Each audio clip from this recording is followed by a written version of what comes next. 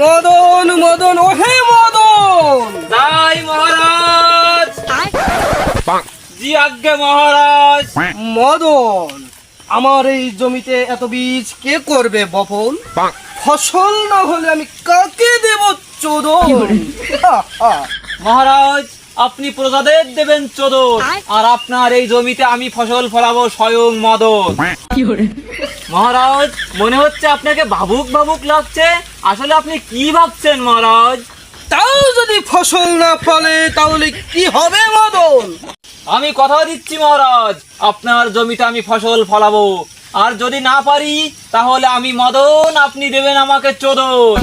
কিন্তু মদন, তুমি সহ্য করতে পারবে আমার চাবুকের কি চোদন?